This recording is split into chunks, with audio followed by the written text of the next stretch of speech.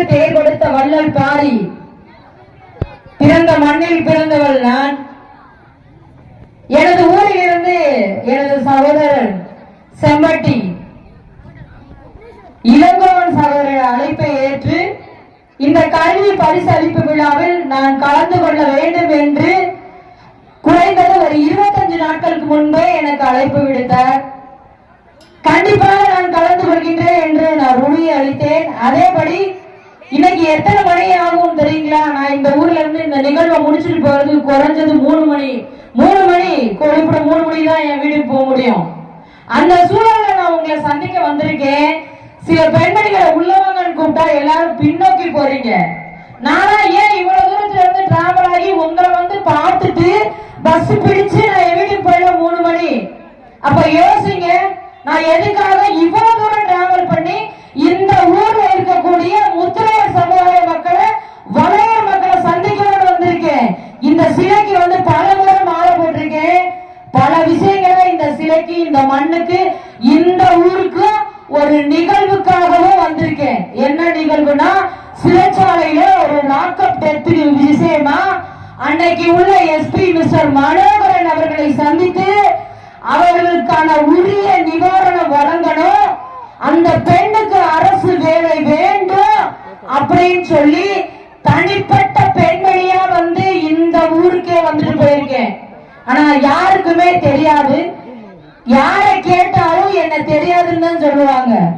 அந்த பெண்ணுக்கு தெரியும். அந்த இறந்தாரு இல்லையா, அந்த பாண்டியன் நினைக்கிறேன் அந்த சகோதரர், அந்த சகோதரருடைய மனைவி வீட்டுக்கே நேரடியா வந்துட்டு ஒரு முறை இல்ல, அந்த சகோதரன் இறப்புக்கு பின்னாடி 4-5 முறை வந்திருக்கேன். அந்த பெண்ணுக்கு அரசு வேலையும் என்னால ரெடி பண்ணப்பட்டது. சில காரணங்களால அந்த வேலையை ரத்து செய்ய வச்சேன். முன்னாடி நான் அந்த விஷயத்தை சொல்லையில பெருமைப்படுறேன். ஏன்னா அந்த 2 குழந்தைகளை வச்சுக்கிட்டு சாப்பாட்டுக்கு கூட கஷ்டப்படும். அதனால ஒரு பால்வாடியில சமைக்கிறதுக்காவது அந்த பொண்ணு போகட்டும். ஏன் அப்படின்னா ஒரு 15,000 ரூபாய் கிடைக்கும். சமையல் வேலைக்கு போனோம்னா, அரசு வேலைனா குறைஞ்சது 7 இருந்து 15,000 ரூபாய் வரைக்கும் கிடைக்கும். அது அந்த பொண்ணுடைய வாழ்வாதாரமா இருக்கணும். அந்த பொண்ணுக்கு நம்ம வந்து இன்னொருத்தர் நம்பி இருந்து நம்ம சாப்பிடுறோங்கிற மனநிலை இருக்க கூடாதுங்கிறதுக்காக இந்த ஊர்ல ஒருத்தர் இருக்காரு. அவர் அரசு வேலையில இருக்காரு. அவருடைய உதவியை மட்டும் நாடி, அவர் பேர் சொல்ல விரும்பல, அவர் மட்டும் எனக்கு சில உதவிகளை அந்த பொண்ணுகிட்ட இருந்து பெற்றுக் கொடுத்தாரு. அரசு வேலையும் அந்த பொண்ணுக்கு ஆர்டர் ஆச்சு.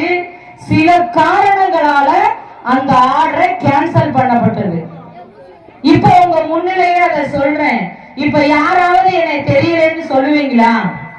உங்க ஊருக்கு அடிக்கடி நான் வந்திருக்கேன். இப்ப இந்த பால்குட நிகழ்வுல கூட வந்து கலந்துகிட்டேன். என்னுடைய பால்குடல நீங்க வீடியோ எடுத்து பார்த்தீங்கன்னா, மன்னருக்கு சிலையை கொண்டு ஊத்தாம என்னுடைய பால்குடத்தை முதல்ல அவருடைய பாதத்துக்கு கொண்டு போனேன். நீங்க அந்த வீடியோ புட்டேஜ் இருந்து எடுத்து பார்த்தீங்கன்னா தெரியும். அன்னைக்கே நான் 4 மணிக்கு கிளம்புனேன். அதாவது அதிகாலை 3 மணிக்கு எழுந்து குளிச்சு என்னுடைய வீட்டுல இருந்து 8 மணிக்கெல்லாம் இந்த ஊருக்குள்ள காலடி எடுத்து வச்சிட்டேன். அன்னைக்கு வந்து சகோதரி என்ன அழைச்சாங்க. வந்தேன், நிகழ்வுல கலந்துக்கிட்டு நல்லபடியா நிகழ்வு முடிச்சிட்டு திரும்ப என்னுடைய பயணங்களை இங்க இருந்து என்னுடைய வீட்டுக்கு போய் திருச்சி சிறையில போய் மாலை போட்டுட்டு திரும்ப வந்தேன். ஏன் ஒரு பெண்மணி இவ்வளவு தூரம் நீங்க போறீங்க அப்படின்னு கேக்குறீங்களா? என்னுடைய சமூகம் முன்னேறணும். என்னுடைய சமூகம் முன்னேறணும். எதுல முன்னேறணும்? குடிக்கிறதுலையா? மது பழக்கத்துக்கா? கஞ்சா பழக்கத்துல முன் வரணும்னா இல்ல. இப்ப இருக்கக்கூடிய இந்த குழந்தைகளுடைய வளர்ச்சிக்காக சீர்மரபினர் நலம் சங்கம்ங்கிற ஒரு அமைப்புல மாநில தலைவியா பல போராட்டங்களை பண்ணியிருக்கேன். லாஸ்டா நான் பண்ணது, கடைசியாக எம்பி எலெக்ஷன் அறிவிச்சதுக்கு அப்புறம் திருச்சியில, அதாவது சமயபுரம், அதாவது 4 வழிச்சாலையை மறிச்சு இந்த வளைய சமுதாய பெண்மணி உட்கார்ந்து இன்னைக்கு உங்களை முன்னாடி கூப்பிட்டா நீங்க முன்னாடி வந்து உங்க ஊர்ல உட்கார்றதுக்கு யோசிக்கிறீங்க. நான் ஏன் போய் திருச்சியை மறைச்சு உட்காரணும்? எனக்கு இருக்கிறது ஒரே ஒரு பொம்பளை புள்ள, அதை எங்க வேணாலும் படிக்க வைக்க முடியும். நான் ஏன் உங்களுக்காக போய் உட்காரணும் சொல்லுங்க? உங்க சமுதாயத்துக்காக ஒரு பெண்மணி எதுக்கு ரோட்டை மறிச்சு உட்காரணும்? 68 ஜாதி சங்க அமைப்பினுடைய தலைவர்களோட இந்த ஒரே சமுதாய பெண்மணி ஏன் உட்காரணும்? 10.5 இடஒதுக்கீடு, ஒரே ஒரு ஜாதி வன்னியர், 20% 68 ஜாதிக்கு இடஒதுக்கீடு. ஆனா அந்த 20% இடஒதுக்கீட ஒரே ஒரு ஜாதியான வன்னியர் 10.5 அப்படின்னு அவங்களுடைய மக்கள் தொகையின் அடிப்படையில கடைசியா, அதாவது இன்னைக்கு ஆட்சியை விட்டு வெளியேற போறோங்கிற நிலையில திரு எடப்பாடியார் அவர்கள் அவங்களுக்கு வழங்கிட்டு ஆட்சியை விட்டு இறங்கிட்டார். அந்த 10.5 இடஒதுக்கீடு எங்கெல்லாம் பாதிப்பாகுதுன்னு தெரியுதுங்களா?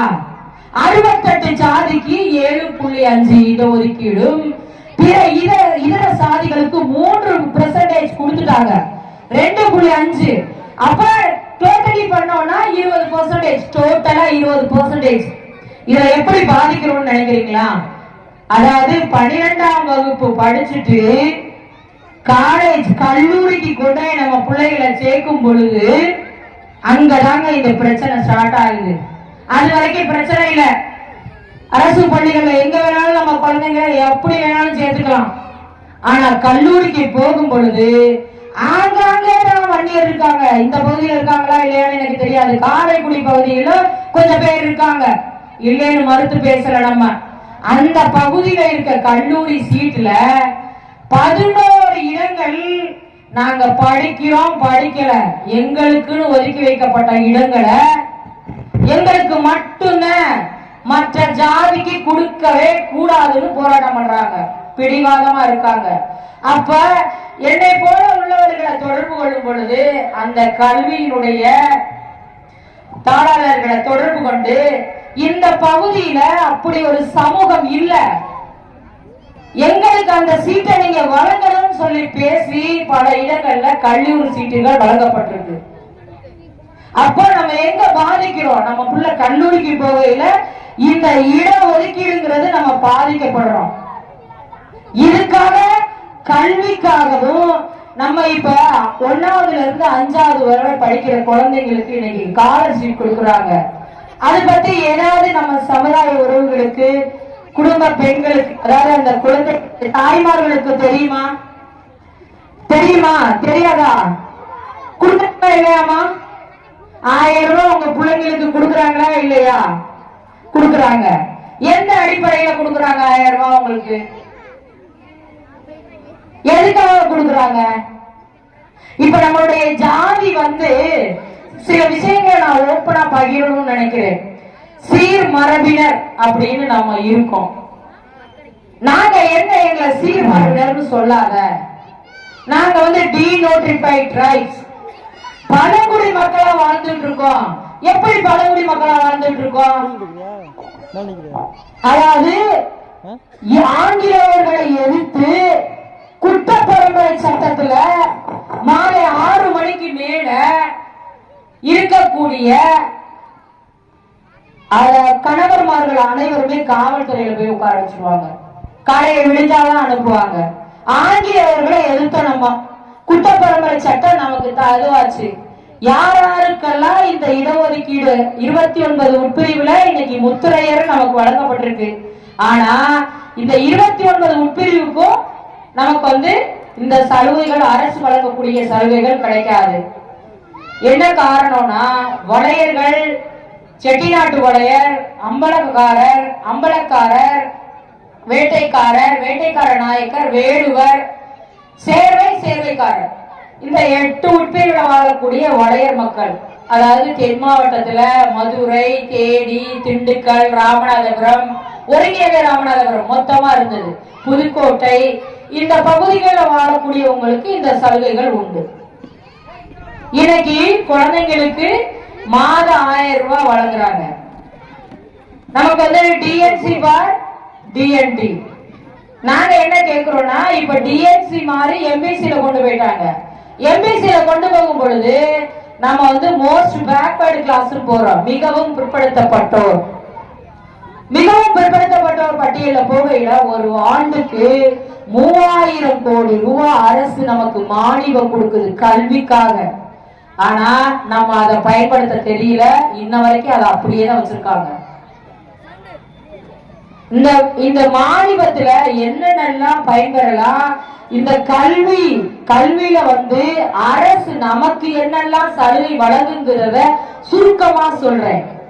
அதாவது 1வதுல இருந்து 5வது படிக்கக்கூடிய குழந்தைங்களுக்கு மாசம் 1000 ரூபாய்.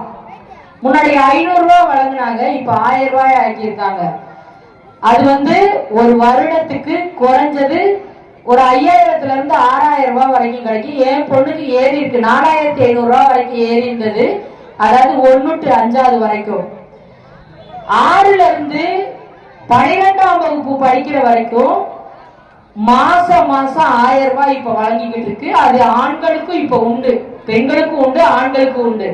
இதுல என்ன கல்விக்கு கொடுக்கறாங்கன்னு கேட்டா 3 லட்சம் ரூபாய் கல்வி உதவி தொகையா நம்மளுடைய கல்லூரியில கொண்டு சேர்க்கும் பொழுது கிடைக்குது. கல்லூரியில சேர்க்கும் பொழுது விடுதியோட கூடிய 3 லட்சம் ரூபாய் அரசு சலுகையில நம்ம படிக்கலாம். நீங்க எதுவுமே செய்ய வேண்டாமே. உங்க புள்ள நல்ல மார்க் எடுத்து இன்னைக்கு கட் ஆஃப் மார்க் என்னன்னு நினைக்கிறீங்க? 93 மார்க் எடுத்தா இன்னைக்கு நம்ம பொம்பளை பிள்ளைங்க கல்லூரியில படிக்கலாம். இன்ஜினியரிங் காலேஜா இருக்கட்டும், ஆர்ட்ஸ் அண்ட் சயின்ஸ் காலேஜா இருக்கட்டும், அதுக்குன்னு ஒரு கட் ஆஃப் இருக்கு. நம்ம குழந்தைங்க படிச்சா மட்டும் போதாதுன்னு நினைங்க, படிக்கணும், நல்ல மதிப்பெண் பெறணும். அதாவது ஒரு தமிழ் பாடமா 80% 80 மார்க் அந்த அந்த அடிப்படையில வந்தா குறைஞ்சது 480ல இருந்து 500 மார்க்கை தொட்ட முடியும். அப்படி 500 மார்க்குக்கு மேல வாங்கினாதான் இன்னைக்கு சூழ்நிலைக்கு காலேஜுக்குள்ள கால எடுத்து வைக்க முடியும். இது இன்னைக்கு உள்ள நிலைங்க. அதே மாதிரி என்ஜினியரிங் கல்லூரிக்குள்ள போகும் பொழுது நான் ஒரு கட் ஆஃப் செக் பண்றேன் ஆன்லைன்ல போட்டு. இந்த வருடத்துக்கான கட் ஆஃப் என்ன கொடுத்துருக்காங்க? ஏன்னா இந்த வருஷம் நமக்கு கல்லூரியில யாரையுமே சேர்க்கலையே, நம்மளை யாரையும் அணுகல, நம்ம பிள்ளைங்களும் அவ்வளவா கல்லூரிக்கு நம்மளை கூப்பிடல, பேசலையேன்னு சொல்லிட்டு கட் ஆஃப் நான் செக் பண்ணி பார்க்கும் பொழுது சில கல்லூரிகள்ல 193ல இருந்து 187 லாஸ்ட் கட் ஆஃப். கட் ஆஃப்னா என்னன்னா தமிழ் இங்கிலீஷை தவிர்த்து அதை கூட்டி அதுல இருந்து வரக்கூடிய இந்த மார்க் தான் கட் ஆஃப் மார்க். அதுல வந்து இத்தனை பெர்சன்டேஜ் எடுத்திருந்தாங்க பெரிய பெரிய கல்லூரிகள்ல நம்ம பிள்ளைங்களை படிக்க வைக்க முடியும். இப்ப அழகப்பா யூனிவர்சிட்டி காரைக்குடியில இருக்கு அப்படின்னா 93%, அதாவது தமிழ் இங்கிலீஷ் தவிர அந்த நாளை கூட்டி அதை டிவைட் பண்ணும் பொழுது 93% இருந்தாதான் அந்த கல்லூரிக்கு உங்களுக்கு பிள்ளைகளுக்கு இடம் கிடைக்கும். அப்ப நீங்க என்ன பண்ணணும்? தான் குழந்தைங்களை படிக்க வைக்கிறத விட நல்லா படிக்க வைக்கணும். இன்னைக்கு வந்து மொபைலுக்கு அடிக்ட், சொல்ல போனா போனுக்கு இன்னைக்கு வந்து பிள்ளைகளை அடிமைப்படுத்தி வச்சிருக்கோம். ஒரு சில பெற்றோர் சொல்றாங்க போன் இல்லைன்னா என் பிள்ளை செத்துருவாங்கிறாங்களாம். ரொம்ப வருத்தமா இருக்கு அதை கேட்கும் பொழுது. அதாவதுங்க நம்மளுடைய கல்விக்காக நமக்கு அரசு வழங்கும் தொகையை சொல்லிடுறேன். நமக்கு வந்து திருமண உதவி தொகை இன்றைக்கு என்ன கொடுக்குறாங்கிறது தெரியல. 27,000 வரைக்கும் இருந்தது நான் பார்க்கும் பொழுது. சரிங்களா? 27,000 ரூபாய். ஒரு பெண்ணை கல்யாணம் பண்ணி கொடுத்து கர்ப்பமாகி அந்த பெண்ணுக்கு ஏதோ ஒரு அசம்பாவிதத்துல கருச்சிதைவு ஏற்பட்டா 3000 ரூபாய். ஒரு ஆயா வந்து கண்ணாடி போட்டிருக்கு, தெரியாம அந்த கண்ணாடி கீழே விழுந்துருச்சு, உடஞ்சிருச்சுன்னா 500 ரூபாய் அதை சரி பண்ண கொடுக்குறாங்க. ஒரு வண்டி வச்சிருக்கோம், வாகனத்துல இன்னைக்கு யார் வீட்டிலையும் வாகனம் இல்லாமல் இல்லை. வாகனத்துல போகும் பொழுது விபத்து ஏற்பட்டால் அந்த விபத்தின் தன்மைக்கேற்ப 50,000 வழங்குறாங்க அரசு. கடைசியா சொல்றேன், இதுல எப்படி நீங்க இதை வாங்குறதுக்கு உங்களுக்கு வழிங்கிறதை சொல்றேன், லாஸ்டா சொல்றேன். அந்த விபத்துல இறந்தால் 1 லட்சம் ரூபாய், 1 லட்சம் ரூபாய் வழங்குறாங்க. அது போக கல்விக்கு நான் சொல்லிட்டேன், அதாவது காலேஜ்ல விடுதியோட கூடிய உதவித்தொகை 3 லட்சம் ரூபாய், ITI படிச்சா 8000 ரூபாய், வருடம் 12,000 ரூபாய். சரிங்களா? பாலிடெக்னிக் படிச்சா 6000 ரூபாய். அரசு உதவித்தொகையை வழங்குதுங்க. நீங்க படிக்க வைக்க கஷ்டப்படுறீங்க, அரசு இவ்வளவு உதவிகள் வழங்குது. இந்த உதவியை எப்படி பெற்று நம்ம பிள்ளைய படிக்க வைக்கணும்னு யோசிங்க. தெரியலைன்னா தெரிஞ்சுக்கங்க. சரிங்களா? அதுபோல ஒவ்வொரு கல்வி 12வதுல 10வது பாஸ் பண்ண குழந்தைக்கு 1500 ரூபாய் உதவித்தொகை கொடுக்குறாங்க. பாஸ் பண்ணிட்டா இந்த 1000 ரூபாய் வழங்குறத தவிர்த்து 1500 ரூபாய் வழங்குறாங்க. அதுல தகுதி தேர்வு, திறனாய்வு தேர்வுன்னு ஒண்ணு எழுத வைக்கிறாங்க. அந்த தேர்வை எழுதுனா உங்க குழந்தைக்கு மாசம் 1000 ரூபாய் கிடைக்கும். என்ன ஹெட்மாஸ்டர்மா, கரெக்ட் தானே? 8ஆம் வகுப்புல இருந்தே அந்த தேர்வு எழுதலாம். 8ஆம் வகுப்புல எழுதிட்டா அந்த குழந்தை 12வது படிச்சு வெளியே வர்ற வரைக்கும் ஒரு மாசமும் 1000 ரூபாய் அந்த குழந்தைக்கு ஏறும். உங்களுடைய ஹெட்மாஸ்டர்மாவுக்குமே இந்த விஷயங்களே தெரியும். அவங்களுமே உங்களுக்கு சொல்லிருப்பாங்க. பெற்றோர் ஆசிரியர் கழகம் இருக்கு, PTA இருக்கா, இருக்குன்னா உங்க குழந்தைகளை முதல்ல நீங்க சில விஷயங்களை அம்மா கிட்ட பேச வாய்ப்பு கிடைச்சது.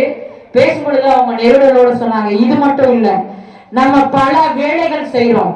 கொத்தனார் வேலைக்கு போறோம், கூலி தொழிலாளர். கொத்தனார் வேலைக்கு போனாவே கூலி தொழிலாளர்மா.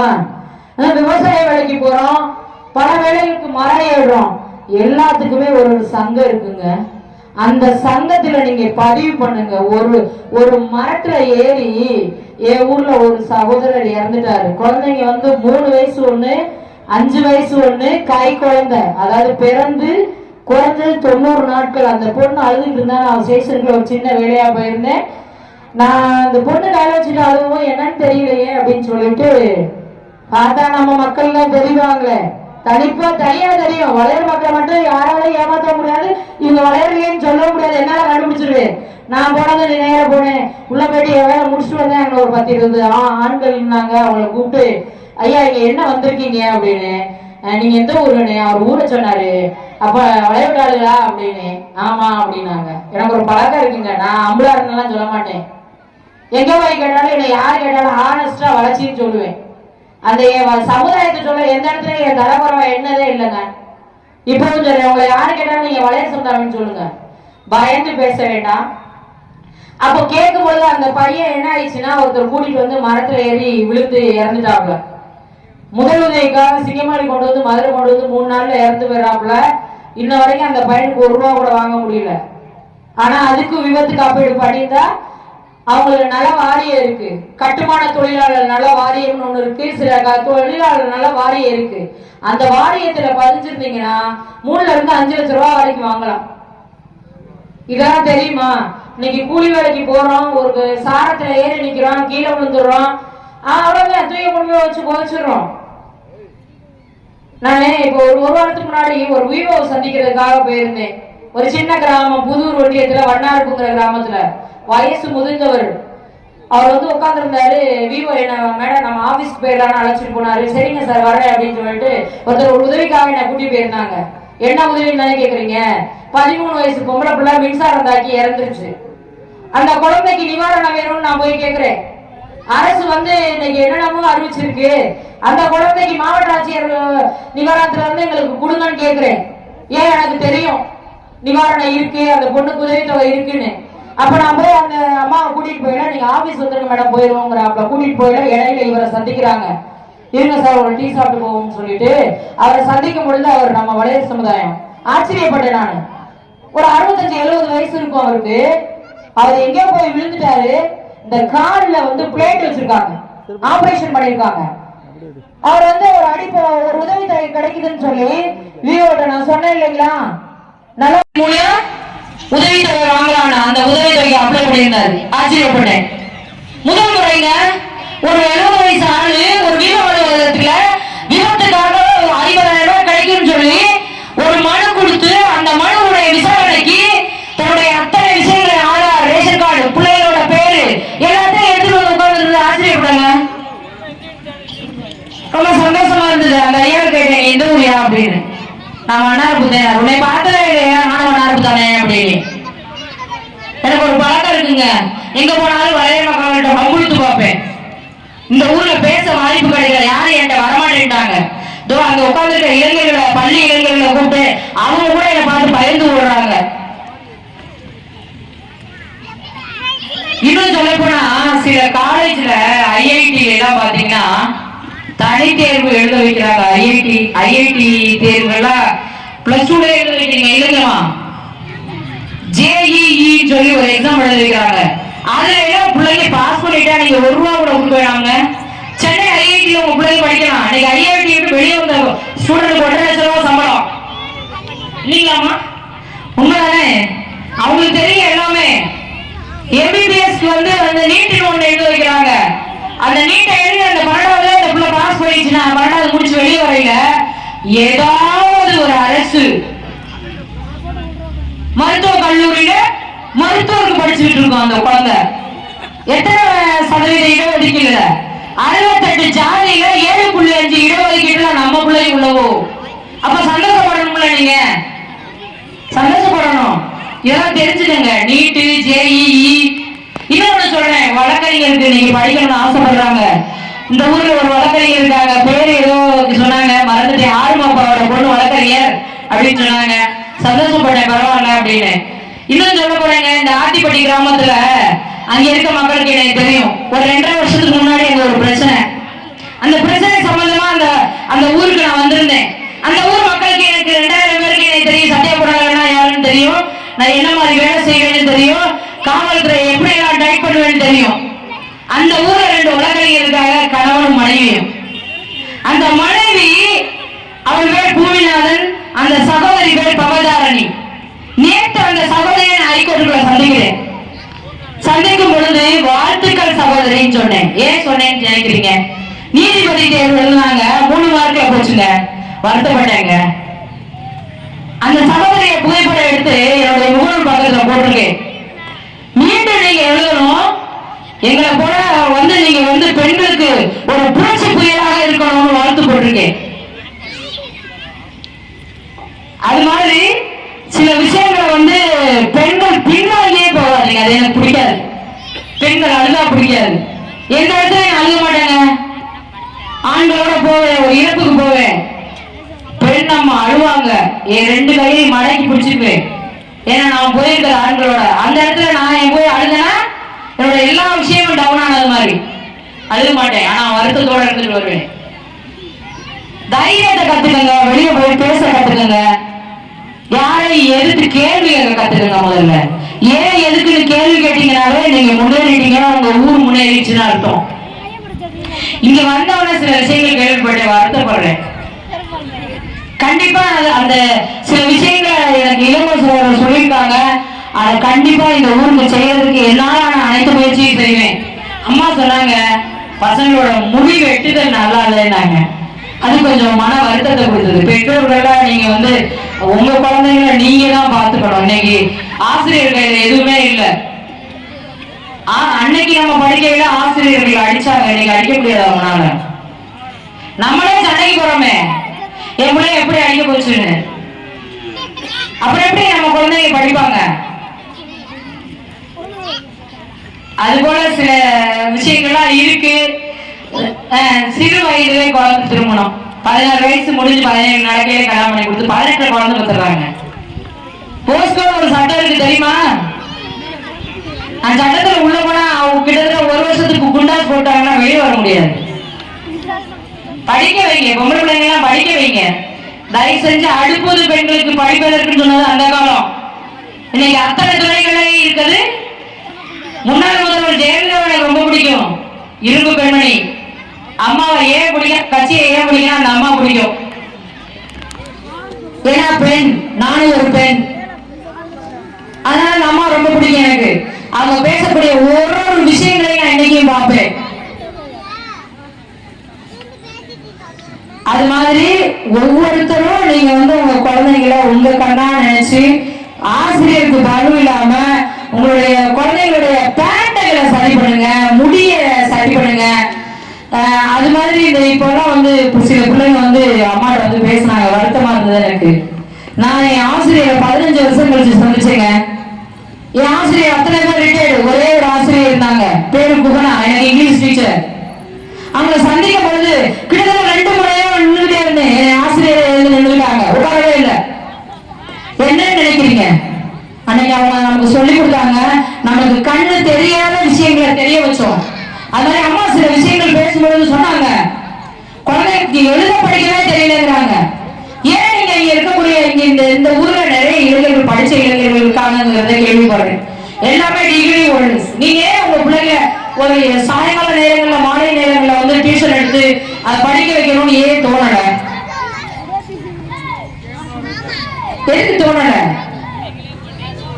ஒரு ஆசிரியரை போட்டு 1ல இருந்து 5 வரைக்கும் 2 பேரை வச்சு, ஒரு 10ஆவதுல இருந்து 12ஆவது வரைக்கும் ஒரு 2 பேர் 3 பேர் வச்சு படிப்பு தானே இன்னைக்கு முக்கியம்.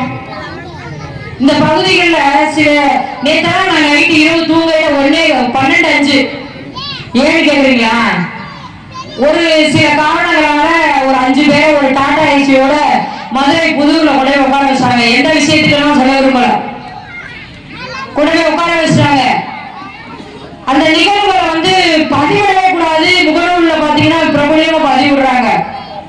என் முகநூல்ல குறைஞ்சது ஒரு 2000 பேர் இருக்காங்க. அதுல நிகழ்வு வருது, அந்த பசங்களை பிடிச்சி அதை டெலிட் பண்ண சொல்றதுக்கு எனக்கு 12:05.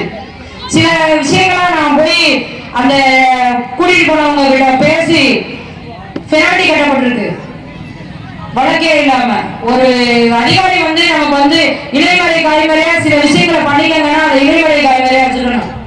அதை விட்டுட்டு நாங்க வேட்டையாடின பரம்பரை, சிவனுக்கு கண் கொடுத்தாரு எங்க கண்ணப்பரு, அதனால நாங்க அதை பண்றோம் இதை பண்றேன்னு சொல்றது தவறு என்னை பொறுத்தளவு. இன்னைக்கு வந்து ஒரு அமைப்பு வந்து அதை வாட்ச் பண்ணிட்டே இருக்கு, அப்படியே கொத்தா தூக்கி போய் உள்ள வச்சிருவாங்க.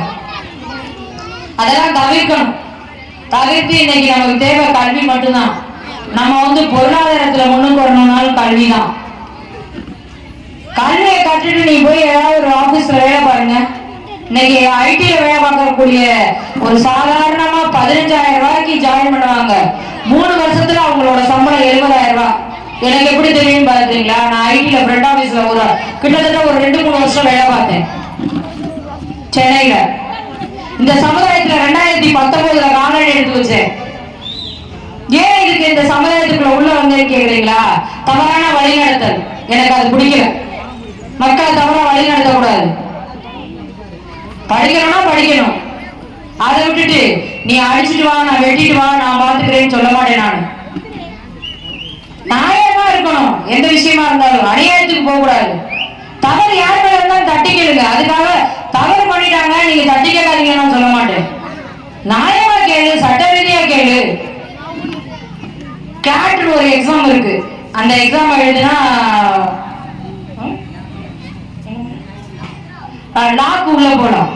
இன்னைக்கு லா வந்து எத்தனை பெர்சன்டேஜ்னா 93.2 கட் ஆஃப். இன்னைக்கு நமக்கு கடைசி பாத்தீங்கன்னா 93.25 அந்த மாதிரி இருக்கு.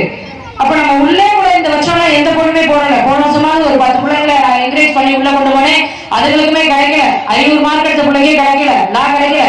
பிரைவேட்ல படிக்க சொன்னா ஒரு வருடத்துக்கு எப்படி குறைஞ்சது 3 லட்சம் ரூபாய் ஆகும். அப்ப ஒரு 5 வருஷம் படிச்சு வரையில ஒரு அமௌண்ட் போயிடுமா நமக்கு? அதனால நம்ம பிள்ளைங்களை வந்து கல்வியில தான் சிறந்து கொண்டு வரணும். இப்ப இருக்கக்கூடிய குழந்தைங்களுக்கு இங்க என்ன சூழல் அப்படின்னா, 9வது படிச்சு 8வது முடிச்சு 9வது போற பிள்ளைங்களுக்கு எழுத படிக்க தெரியலைங்கிறாங்க. தன்னுடைய அம்மா பெயரை எழுத சொன்னா கூட தெரியாத நிலை. அந்த நிலை மாறணும்னா இந்த ஊர் இளைஞர்கள் நீங்க கையில் எடுத்து அந்த குழந்தைங்களுக்கு சாயங்காலம் ஒரு 1/2 hour 1 hour ஒரு 6 மணிக்கு ஸ்டார்ட் பண்ணி ஒரு 9 மணி 8:30 மணி பொதுவான இடங்கள்ல நடத்துங்க, தப்பு இல்லையே. சமுதாய கூட இருக்கும், திறந்து விட்டு உள்ள உட்கார வச்சு படிச்ச இளைஞர்கள் கையில் எடுத்து பிள்ளைங்களை படிக்க வைங்க. வருத்தமா இருக்கு அதெல்லாம். அது மாதிரி முண்டிவில்ல வச்சு அடிக்கிறாங்க, அந்த மாதிரி எல்லாம் பண்ண விடாதீங்க. பிள்ளைங்களை கரெக்டா ஃபாலோ பண்ணுங்க. சாயங்காலம் என்ன பண்ணுது என் பொண்ணு, ஒரு பழக்கம் இருக்குங்க என் பொண்ணுக்கு. அப்ப இருந்து இப்ப வரைக்கும் அவன் போயிட்டு வந்து ஸ்கூல்ல அந்த தமிழ் ஆசிரியர்ல இருந்து அந்த 8 பீரியடு என்ன நடந்ததுன்னு சொல்லுவான்ட்ட. அது ஏன் இருக்குலாம் தெரியாது. அவங்க சொல்ல சொல்லுங்கிறது மட்டும்தான் என்கிட்ட இருக்கும். ஆனா மனசுல நான் வாங்கிக்குவேன். சில விஷயங்களை அவனுக்கே தெரியாம அவங்க ஆசிரியர்கிட்ட போய் பேசுவேன். புரியுதுங்களா? ஏன்னா நம்ம குழந்தைகள் கல்விதான் இன்னைக்கு நமக்கு வந்து சரியானபடி ஒரு கல்வி வளர்ந்துட்டோம் அப்படின்னா நம்ம புள்ள வேலைக்கு போகும். வேலைக்கு போனா ஒரு 15,000 20,000 சம்பாதிக்கும். அப்ப சம்பாதிக்கும் பொழுது நம்மளுடைய பொருளாதார நிலை உயரும். பொருளாதார நிலை உயரும் பொழுது நம்ம குடும்பம் வளர்ச்சி அடையுமா இருக்காதா?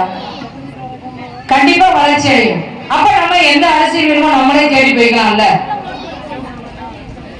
என்னுடைய தாழ்மையான வேண்டுகோள், இளங்கோ சகோதரர் ஊர் அம்பல முக்கியஸ்தர்கள் 4 பேர் இருக்காங்கன்னு நினைக்கிறேன். இந்த 4 அம்பலத்துக்கிட்டையும் இன்னைக்கு நான் வந்து வைக்கிற வேண்டுகோள் என்னன்னா, கல்வியில நான் அடுத்து வந்து பார்க்கும் பொழுது நம்ம பிள்ளைங்க சிறப்பா இருக்காங்கன்னு சொல்லணும். அது மாதிரி கல்வி சார்ந்து சில பிரச்சனைகள் இருக்குங்கிறது, தண்ணி சரியில்லை, பால்வாடி தூரமா இருக்கு, அதுல சில விஷயங்கள்லாம் இல்லைன்னு சொல்றாங்க. நீங்க என்னைக்கு என்னை அழைத்தாலும் நான் வர்றேன். மாவட்ட ஆட்சியை சந்திக்கணுமா வர்றேன், உங்க இந்த பகுதியுடைய அமைச்சரை சந்திக்கணுமா வர்றேன். உங்களுக்கான கோரிக்கைகளை மூலியமா நான் வைக்கிறதுக்கு தாராளமா வர்றேங்க. அதுவும் கல்விக்கு நான் எங்க வேணாலும் பயணம் பண்ணி வருவேன். என்னை உட்கார தலையில உட்கார சொன்னாலும் உட்காருவேன். ஏன்னா என் பிள்ளைங்க அதுகளும் அதுக்கு தேவை கல்வி. அதை கேட்டு வாங்கி கொடுக்குற தப்பு இல்லையே. அன்னைக்கே சொன்னேன், நான் சகோதரர்கிட்ட ஒரு மீட்டிங் அரேஞ்ச் பண்ணுங்க உங்க சமுதாய கூடத்துல, நான் மக்களை எல்லாரையுமே சந்திக்கணும் சில விஷயங்களை அப்படின்னு. அது இன்னைக்கு இந்த மேடை, ஆனா எல்லாரும் வீட்டுல இருந்து கேட்டுட்டு இருப்பீங்கன்னு ஒரு நம்பிக்கை இருக்கு. நான் அடுத்த முறை இங்க வந்து சந்திக்கும் பொழுது இந்த ஆசிரியர் அவர்கள் வந்து எனக்கு சொல்லணும், நீங்க வந்துட்டு போனீங்கப்பா, சில கருத்துக்களை மக்களுக்கு சொல்லிட்டு போனீங்க, பிள்ளைங்க நல்லா இருக்காங்கன்னு சொல்லணும். நான் எதிர்பார்க்கிறேன். இது நான் இன்னைக்கோட நான் விட்டுற மாட்டேன். அடிக்கடி உங்க ஊருக்கு வருவேன். நான் கண்டிப்பா வருவேங்க. நீங்க எந்த நிகழ்வுக்கு நான் அழைச்சாலும் வருவேன். அதுபோல சில விஷயங்களை வந்து தாழ்மையான வேண்டுகோள் வைக்கிறேன். சாயங்காலம் 6 மணிக்கு மேல எல்லாரும் ஒயின் ஷாப்ல தான் இருக்கீங்களா? செம்படி கிராமம் ஆண்கள் எல்லாமே ஒயின் ஷாப்ல தான் இருக்காங்க. தண்ணி அடிச்சுட்டு இங்க ஒண்ணும் சொல்ல முடியல. நீங்க தான் முன்னுதாரணமா இருக்கணும். நீங்க இன்னைக்கு தண்ணி அடிக்கிறீங்க, உங்க பிள்ளை கொஞ்சம் விவரம் தெரிஞ்சு நம்ம அப்பா அடிக்கிறாரு, நம்ம அடிச்சா என்னன்னு போக மாட்டானா? போதை வந்து இன்னைக்கு தேவையில்லாத ஒண்ணுங்க. பிள்ளைங்களுக்கு முன்னுதாரணமா இருக்க கத்துக்கங்க. தயவு செஞ்சு இது வந்து என்னுடைய தாழ்மையான வேண்டுகோள். ஏன்னா இன்னைக்கு எல்லா இடத்துலயுமே போதை தாங்க பெரிய விஷயமா இருக்கு. அதை ஒழிச்சாவே நம்ம குடும்பங்கள்லாம் நல்லா இருக்கும். அது மாதிரி கல்விதான் சிறந்தது. தமிழுக்கு மெய்கீர்த்தி கண்டதே நம்ம முத்திரை சமுதாயம் தான், நம்மளுடைய அரசர்கள் தான். அதனால நம்ம வந்து கல்வியில சிறந்து வழங்கணும். 16 போர்களில வெற்றி கண்டது நம்ம தான். எல்லாரும் போருக்கு போறதுக்கு முன்னாடிதான் வந்து வெற்றி அடைஞ்ச பின்னாடிதான் வாகை பூ சூடுவோம். ஆனா நம்ம வந்து போருக்கு போகையில வஞ்சி பூவை சூடிட்டு போவோம், வெற்றி பெற்றது பின்னாடி வாகை பூவை சூடுவோம். ஆனா நம்ம அரசர்கள் என்ன தெரியுமா, இங்க இருந்து போகையில வெற்றி முழக்கத்தோடு வாகை பூவை சூடிட்டு போவாங்களாம். அப்ப நம்ம போனா ஜெயிச்சு வேண்டாம், ஜெயிச்சுதான் வருவோம். அப்படி குழந்தைகளை பிறந்த நம்ம குழந்தைகளை கல்வியில ஜெயிக்க வைக்கணும். அதுதான் நம்ம கிராமத்துடைய வளர்ச்சி. இங்க எத்தனை பேர் அரசு அதிகாரிகள் இருக்காங்கன்னு எனக்கு தெரியாது. என் சகோதரர் எனக்கு ஒரு வேண்டுகோள் வச்சிருக்காங்க. அம்மா சொன்னாங்க, இங்க நூலகம் வேணும்னு சொல்லியிருக்காங்க. நூலகம் அமைக்கிறதுக்கு என்ன வேலையோ அத்தனை வேலையும் செய்வோங்க. கண்டிப்பா நூலகம் அமைக்கணும். நூலகம் அமைச்சா மட்டும் போகாது, ஈவினிங் மாலை வகுப்புகள் நடத்தணும். கல்வி, அதாவது கல்வி சார்ந்து படித்த இளைஞர்கள் உங்க கையில எடுத்துக்கங்க. உங்க பிள்ளைகளா கையில எடுத்துக்கிட்டு இந்த ஊரை கல்வியில சிறந்த பள்ளின்னு கொண்டு வாங்க.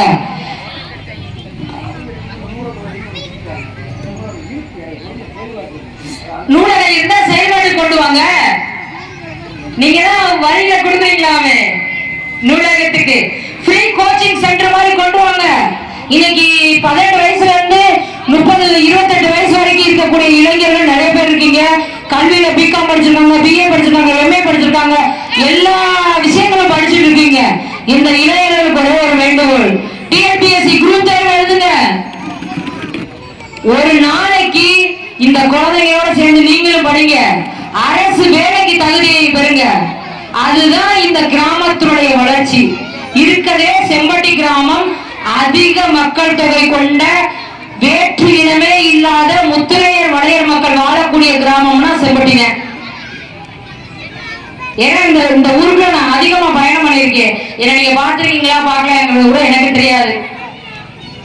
இந்த ஊரை பத்தி எனக்கு அதிகம் தெரியும். இந்த அடிக்கடி வரையிலாம் மிஸ்டர் பாண்டி தம்பி பூக்கள் வச்சிருக்காப்புல வெளியில, அந்த தம்பி அழைச்சிட்டு வந்து இந்த சிலையை பார்த்து சாமியை கும்பிடாம போகவே மாட்டேன்.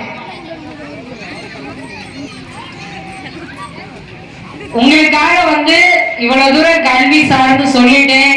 அடுத்து வரையில இந்த சொல்ல வந்ததை விட்டுட்டேன் பாருங்க. அம்மாவை பாக்குறாங்க குழந்தைங்க. அதாவது ஒரு டீச்சர்ஸ பார்க்கும் பொழுது 2 காலும் ஒரே நேரம் வச்சு வணக்கம்னு இப்படி சொல்லணும் இல்லைங்களா? இல்ல வணக்கம்னு சொல்லணும். இப்படி பிடிச்சுக்கிட்டோ இப்படி ஆட்டிக்கிட்டோ இப்படி நின்றுக்கிட்டோ சொல்றது நல்ல பழக்கம் இல்ல.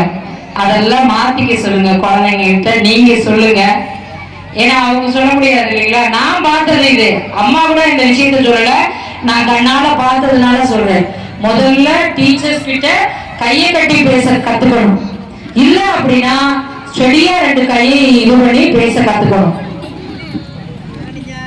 இது வந்து நம்ம ஆசிரியர்களுக்கு கொடுக்கிற மரியாதை. இதெல்லாம் உங்க குழந்தைகளுக்கு நீங்க வீட்டுல இருக்கையில சொல்லிக் கொடுங்க. உங்க வீட்டு பிள்ளையா சொன்னேன், குறையா சொல்லல. உங்க வீட்டு பிள்ளையா உங்க பிள்ளைங்களுக்கு இதெல்லாம் கத்துக் கொடுங்கன்னு சொல்றேன்.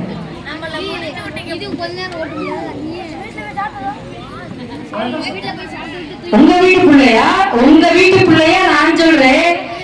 தாய்மார்கள் மெயினா குழந்தைங்களுக்கு இதெல்லாம் சொல்லிக் கொடுங்க. டிசிப்ளினா என்ன அப்படின்னு கத்துக் கொடுங்க. அதுபோல தைரியமா இருக்கணும். இன்னைக்கு இந்த கிராமத்துக்கு வந்தது மகிழ்ச்சியா இருக்கு. எனக்கு ரொம்ப சந்தோஷப்படுறேன். நிறைய விஷயங்களை பேசிட்டேன்னு நினைக்கிறேன். அது மாதிரி நமக்கு ஒரு அமைச்சர் இருக்காரு இந்த ஆட்சியில. அவரு மதிப்பிற்குரிய மையநாதன் அவர்கள் பிற்படுத்தப்பட்ட நலத்துறை.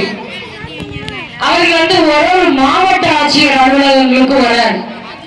ஏன் வர்றாரு அப்படின்னா, நான் சொன்னேன் இல்லைங்களா, சீர்மரபு நலச்சங்கத்துல இருந்து போராட்டம் பண்ணணும், போய் 4 வழிச்சாலையை மறிச்சு உட்கார்ந்தோம் அப்படின்னு சொன்னேன் இல்லைங்களா?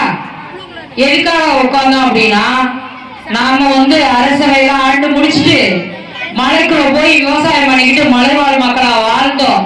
அதனால எங்களுக்கு வந்து மோஸ்ட் பேக்வர்ட் கிளாஸ் போட்டு அதை கேன்சல் பண்ணிட்டு சீட்டு பழங்குடியினர் கொடுங்க.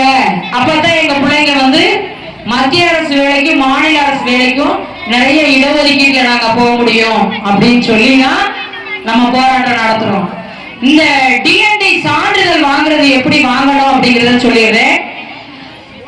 நம்ம வச்சிருக்கிறது எம்பிசின்னு வச்சிருப்போம், டிஎன்சின்னு வச்சிருப்போம். இந்த சான்றிதழை எடுத்துட்டு போய் அந்த இ-சேவை மையங்கள்ல உங்களுடைய பிள்ளைகளுக்கான சாதி சான்றிதழையும் உங்க படிச்ச சர்டிபிகேட் ஆதார் கார்டை எடுத்துட்டு போய் எங்களுக்கு வந்து டிஎன்டி சர்டிபிகேட் கொடுங்க அப்படின்னா இன்னைக்கு அரசு வழங்குது. எம்பிசி பார் டிஎன்டி, டிஎன்சி பார் டிஎன்டி கொடுக்குறாங்க. நாங்க கேட்கறது என்ன கேட்கிறோம்னா, எங்களுக்கு ஒரே சர்டிபிகேட்டா கொடு, டிஎன்டின்னு கொடு, சீர் பழங்குடியினர்னு கொடு. எங்களுக்கு ஏன் சீர் மரபினர்னு கொடுக்குற, சீர் பழங்குடியினர்னு கொடுக்குற, பார் போட்டு ஏன் கொடுக்குறேன்னு தான் எங்களுடைய கேள்வி. ஒரே சலுகை தானே, 2 சர்டிபிகேட் ஏன் கொடுக்குற அப்படிங்கிற மாதிரி போய்கிட்டு இருக்கு. அதை அப்ளை பண்ணி நீங்க டிஎன்சி பார் டிஎன்டி, எம்பிசி பார் டிஎன்டி வாங்கிருங்க. அதுக்கு எங்க அப்ளை பண்ணோம்னா, இ-சேவை மையத்துல சாதி சான்றிதழுக்கு எப்படி அப்ளை பண்ணுவீங்களோ அதே மாதிரி அப்ளை பண்ணி நீங்க பண்ணிட்டீங்கன்னா ஒவ்வொரு வட்டாட்சியரும் அதை வெரிஃபை பண்ணிட்டு அனுமதியை வழங்குறாங்க, அப்ரூவல் கொடுக்குறாங்க. வாங்கி வச்சுக்கோங்க.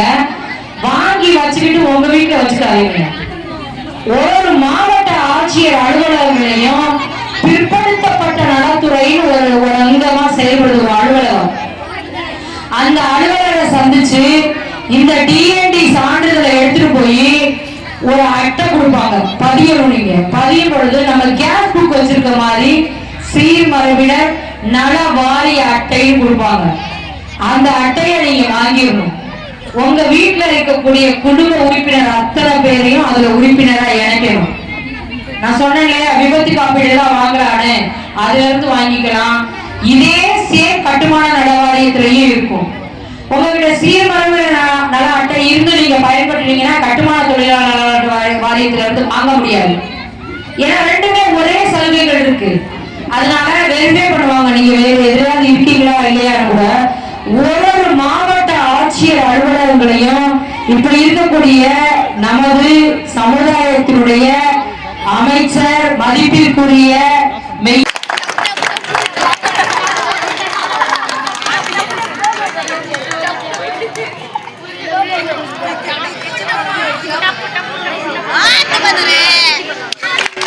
சுப்பிரமணியன் மாமா அவர்கள் முன்னாள் கேப்டன் அவர்கள் கொண்டாடப்பட்டிருப்பார்.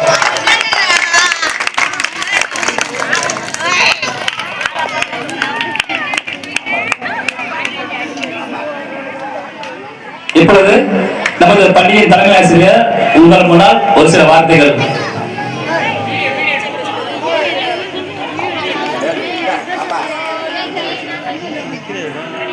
மதிப்பிற்கும் மரியாதைக்கும் உரிய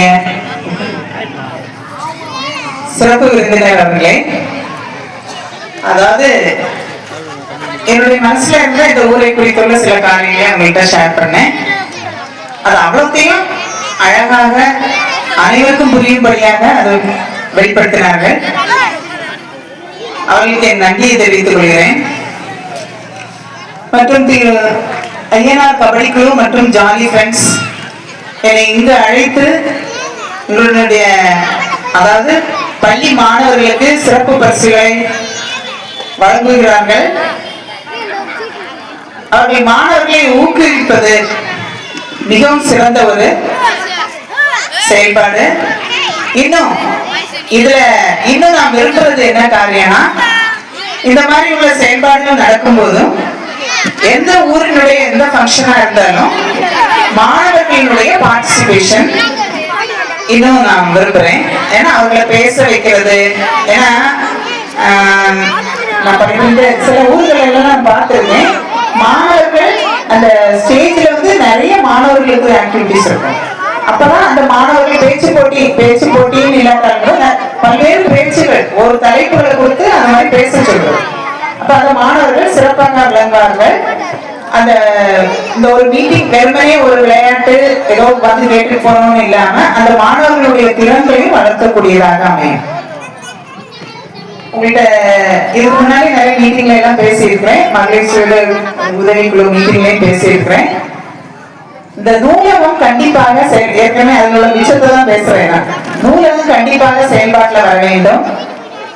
தென்காசியில இது முன்ன சொல்லியிருக்கேன்னு தெரியாது, தென்காசியில செங்கோட்டை அந்த நூலகத்துல ஒரு நூலகர் இங்க அப்பாயின்மெண்ட் ஆகி இருக்காங்களான்னு தெரியல.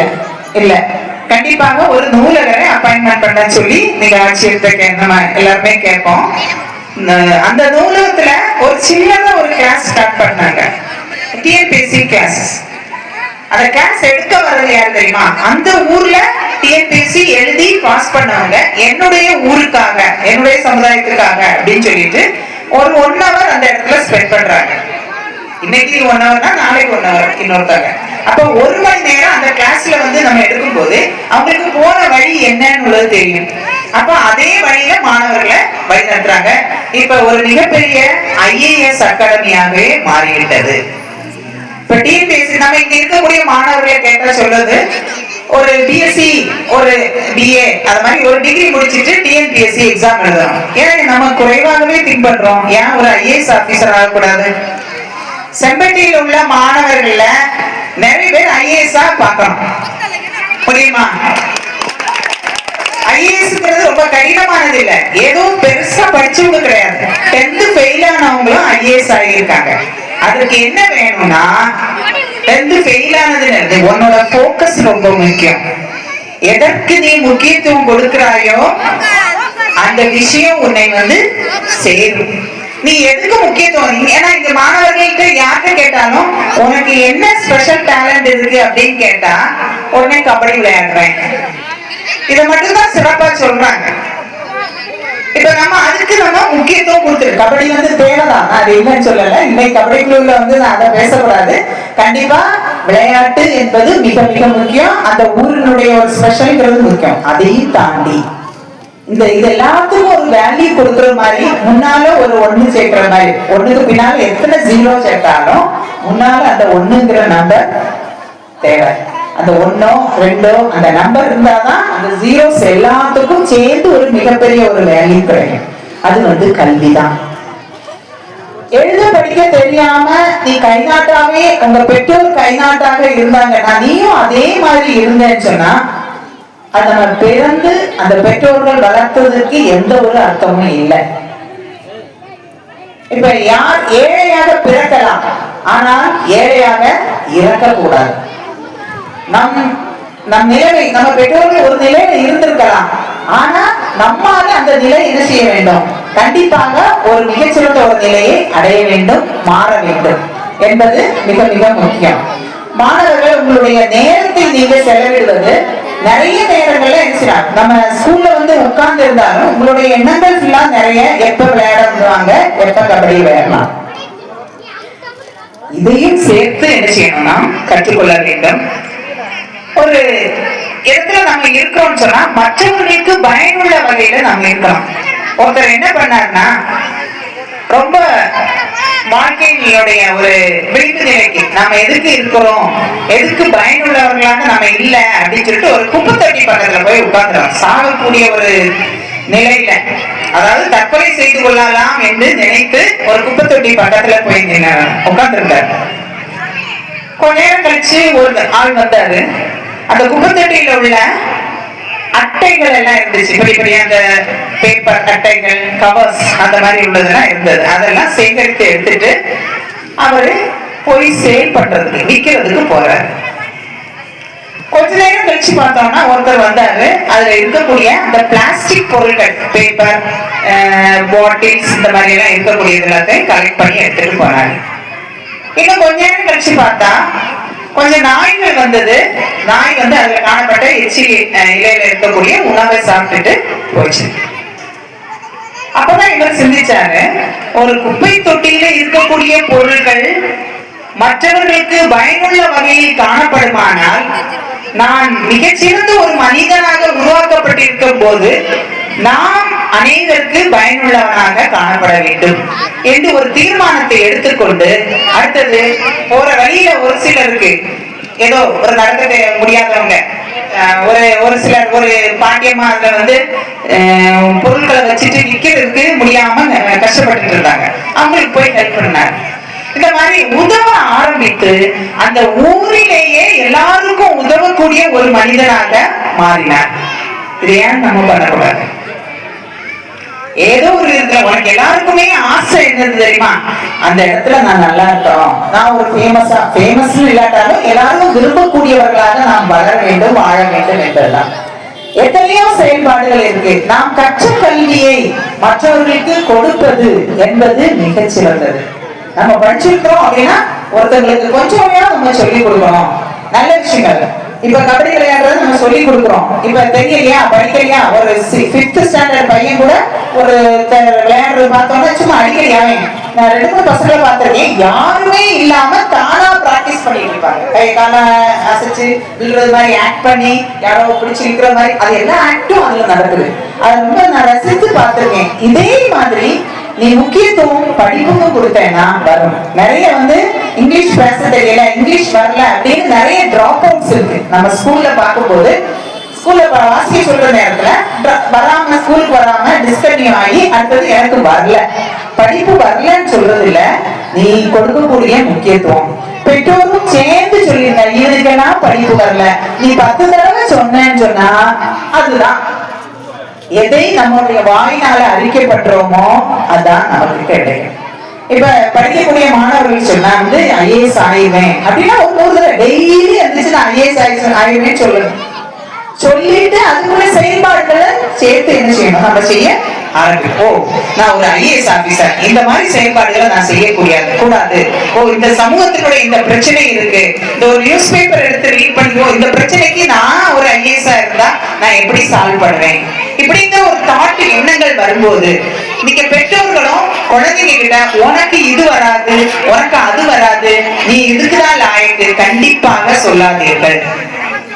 எல்லா குழந்தைகளும் நல்ல குழந்தைகள் தான் பிறக்கும் போது, ஆனா அன்னை வளர்ப்பினே சொல்லப்பட்டிருக்கு இல்லையா? அதுக்கு பிறகு உள்ள ஒரு குழந்தைகள் உங்கள்கிட்ட ஒரு குறிப்பிட்ட காலத்துக்கு பிறகு ஒபே பண்ணாம போகலன்னா அதுக்கு காரணம் நீங்க தான். நீங்க நினைப்பீங்க இப்ப போய் விளையாடினா போதும் பரவாயில்ல, நமக்கு தொல்லை இல்லைன்னு அனுப்பிவிடப்பட்ட பிள்ளைகள் அடுத்தது என்ன செய்யறாங்க, நமக்கு பாரமாக மாறிடுறாங்க. அதுக்கப்புறம் நீங்க சொன்னாலும் கேட்க மாட்டாங்க. ஏதோ ஒரு பழக்கங்களுக்கு அவங்க அடிமையாகும் போது அவங்க நம்ம விட்டு தூரமாய் போயிடுறாங்க. அதுக்கப்புறம் உங்க கண்ட்ரோல்ல இருக்காங்க. அத கொஞ்சம் நம்ம பக்கத்திலேயே வச்சு நம்ம இப்ப இவங்க பேசுறது எனக்கு ரொம்ப பிடிச்சது என்னன்னா, நம்முடைய சமுதாயம் அதே மாதிரி எல்லாருக்கும் நம்முடைய நாடு சொல்ற மாதிரி அந்த உணர்வு எல்லாருக்குள்ளும் என்ன செய்யணும், கண்டிப்பாக வர வேண்டும். நம்முடைய சமுதாயம் கண்டிப்பாக உயர வேண்டும். நம்மை குறித்து யாரும் எதுவும் சொல்லாத அளவுல இருக்கணும். இந்த செம்பட்டி கிராமமானது ஒரு நான் வந்தோடனே சொல்ல ஒரு தனி தீவா இருக்கு. இப்ப நிறைய டியூஷன் சென்டர்ஸ் எல்லாம் இருந்து இப்ப டவுன்ல உள்ள பிள்ளைங்க டியூஷன் சென்டர்ஸ்ல எல்லாம் போய் படிச்சுக்குவாங்க. ஆனா இங்க உள்ளவங்க தான் செயல்பட வேண்டி இருக்கு. இல்ல நல்லா படிச்சவங்க எல்லாம் நகர்ப்புறத்துக்கு நகர்வது எல்லா கிராமங்களையும் நடக்கக்கூடியதாக இருக்கிறது. அப்ப அவங்க அங்க போய் செட்டில் ஆயிட்டு நான் மட்டும் நல்லா இருந்தா போதும் அப்படின்னு இல்ல, மற்றவர்களுக்கும் உதவ வேண்டும் என்கிற நோக்கத்தோடு ஒவ்வொரு இடத்துலயும் நம்ம செயல்பட்டோம் சொன்னா அந்த இடமும் நம்மை சார்ந்த இடமும் சேர்ந்து என்ன செய்யும், வளரக்கூடியதாக காணப்படும். இதற்கு தேவை நமக்கு நாம் ஒரு செயல்பாடுக்கு கொடுக்கக்கூடிய முக்கியத்துவம், பிறகு முயற்சி. அதனுடைய முயற்சி என்பது இப்ப இந்த பயிற்சி சொன்னேன்ல, என்ன கபடி விளையாடுறதுக்கு அவங்க அப்படி பயிற்சி எடுத்துக்கிறாங்க. இதே மாதிரி நாம் பயிற்சி எடுத்துக் கொள்வது மிக மிக அவசியம். அந்த பயிற்சிங்கிறது முயற்சி பண்றோம், ஸ்கூலுக்கு வர்றோம், அது முயற்சி பண்றோம். அந்த பயிற்சி எடுத்துக்கிற ஈவினிங் அதை நம்ம வராததை திருப்பி பிராக்டிஸ் பண்ணணும். இப்ப நான் 9ஆம் வகுப்பு படிக்கும் போது அறிவியல் நோட்ல படம் வரைய சொல்லுவாங்க. ஆனா எனக்கு படம் வரையவே தெரியாது. அதனால எழுதுறதெல்லாம் எழுதி வச்சிருப்பேன், நோட்ல ஒரு சைட்ல பிளாங்கா விட்டு வச்சிருப்பேன். அதுக்கடுத்தது ஏதாவது ஃப்ரெண்ட்ஸ்கிட்ட கொடுத்து ஏதாவது வரைகிறது இந்த மாதிரி. அப்ப என்னுடைய நோட்டை ஒரு நாள் என்னுடைய அப்பா எடுத்து பார்த்தாங்க. பார்த்துட்டு ஏன் நீ பிளாங்கா விட்டு வச்சிருக்க, இந்த மாதிரி படம் எல்லாம் படம் வரைய வராது. இந்த வார்த்தைகளை அநேக நம்ம சொல்லிட்டே இருக்கிறோம், எனக்கு வராது அது அப்படின்னு சொல்லிட்டு. எங்க அப்பா என்ன பண்ணாங்கன்னா அந்த ட்ரேசிங் பேப்பர்னு உண்டு, முன்னால விற்பாங்க. அந்த ட்ரேசிங் பேப்பர் எடுத்துட்டு வந்துச்சு, நீ பாக்குற படத்தை எல்லாம் அந்த ட்ரேசிங் பேப்பர்ல வர அப்படி அந்த ட்ரேசிங் பேப்பர்ல வச்சு வரைய ஆரம்பிச்சு. நான் அதுக்கு அடுத்தது நான் இதுக்காகவே நான் சயின்ஸ் குரூப் போக கூடாது, படம் வரையக்கூடாதுன்னா ஆக்சுவலா நான் ஜுவாலஜி எடுத்து அதுல ஃபுல்லாவே 8 ரெக்கார்டுமே படம் தான். அந்த படம் வரைகிற ரெக்கார்டை முடிச்சு அதுல இருந்து படிச்சு வந்திருக்கிறேன். படம் வரையிறது இப்போதும் என்ன சொன்னாலும் என்ன செய்ய முடியும், வரையிறதுக்கு முடியும். எது வரலங்கிறத விட நம்ம எதுல பயிற்சி எடுத்துக்கிறோங்கிறது. சிலருக்கு மேத்ஸ் வரல, இங்கிலீஷ் வரல. மேத்ஸுக்கு ரொம்ப டவுனா தான் இருக்கு, இங்கிலீஷும் ரொம்ப டவுனா தான் இருக்கு. அப்ப இதெல்லாம் வரலன்னு சொல்லிட்டு நம்ம ஒதுக்கி வச்சுட்டோம்னு சொன்னா நம்ம தமிழ் மட்டும் பாஸ் பண்ணி எந்த பிரயோஜனமும் இல்ல. வராதத வர வைக்கணும். இவனை வெற்றி பெறணும், இவன் என்ன ஜெயிச்சுட்டான், இவன் என்னை திட்டான், இவனுக்கு மேல நம்ம வரணும் அப்படின்னு நினைக்கிறோம்ல, அதை எதுல காட்டணும்? உன்னுடைய கோபத்தையும் வைராக்கியத்தையும் நீங்க ஏதோ குலப்பெருமை பரம்பரை பெருமை இப்படி எல்லாம் பேசுறத எதுல காட்டணும்? உன்னுடைய படிப்புல காட்டணும். இந்த இதை நான் ஜெயிச்சு காட்டினேன், இந்த மேத்ஸ் இந்த கணக்கு எனக்கு வரமாட்டேன்னு சொல்லுது, யார்கிட்டையாவது கேட்டாவது நான் அதை கற்றுக்கிடணும், அதுல நான் ஜெயிக்கணும் அப்படிங்கிற ஒரு வைராக்கியம். அந்த வைராக்கியம் எல்லாருக்குமே தேவை. அந்த இடத்துல நான் ஜெயிச்சு காட்டணும். எதுவுமே செய்ய வேண்டாம், நீ சைலண்டா இருந்து ஜெயிக்கலாம். நீ வெற்றி பெற்று இவனை யாராவது இன்சல்ட் பண்றாங்களா, யாராவது உன்னை திட்டுறாங்களா, இவன் என்ன படிச்சு கேட்க போறா, யாராவது சொல்றாங்களா, இது எதுவுமே நீ மனசுல வச்சுக்கிறாங்க. கடைசியில உன்னுடைய சிறப்பை உன்னுடைய இயல்பை என்ன செய்யணும், விளக்கி வெளிப்படுத்த வேண்டும். அப்போதுதான் என்ன செய்யணும், மிக சிறந்தவனாக நீ விளங்க முடியும். அனைவருக்கும் வாழ்த்துக்களை தெரிவித்துக் கொள்கிறேன். மகளிர் சுய குழுக்களும் எங்களுக்கு பல்வேறு வகையில் உதவி செய்திருக்காங்க. நம்ம கபடி குழுக்கள், அம்பலக்காரர்கள் அனைவருக்குமே வாழ்த்துக்களை நன்றியை தெரிவிக்கிறோம். நம்ம தலைமை ஆசிரியர் வந்து இந்த லிஸ்ட் வாங்க போனேன் நான். அப்ப நிறைய கோரிக்கை வச்சாங்க மேடம் வந்து, இந்த ஊர்ல வந்து எல்லாரும் படிக்கணும், விடுபட்ட மாணவர்கள் கிளாஸுக்கு வரணும், அதுக்கு நீங்க உதவி பண்ணணும்னு சொன்னாங்க. இன்னொன்று முக்கிய கோரிக்கை அவன் சொன்னாங்க, ரொம்ப வருத்தமா தான் இருந்துச்சு. அவன் காமிச்ச உடனே ஒரு பையன் வந்து ஸ்கூல் நடக்கும் போது புளி போட்டான், நான் கையோட பிடிச்சி இந்த பாக்கெட் மேடம் காமிச்சாங்க.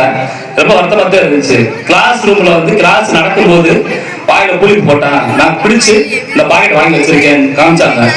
ரொம்ப வருத்தமா இருந்துச்சு.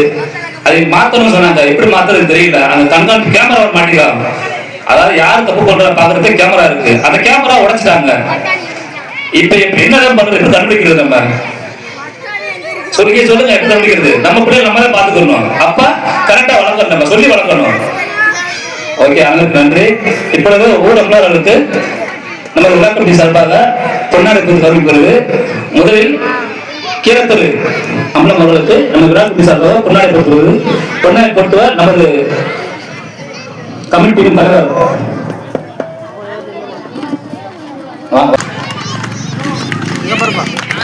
பாருங்க.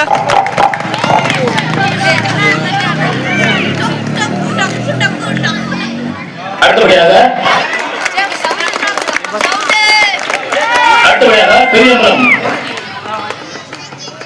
பெரியம்பலம் அவர்களுக்கு பொன்னாடை பொறுத்து கௌரவிக்கப்படுகிறது.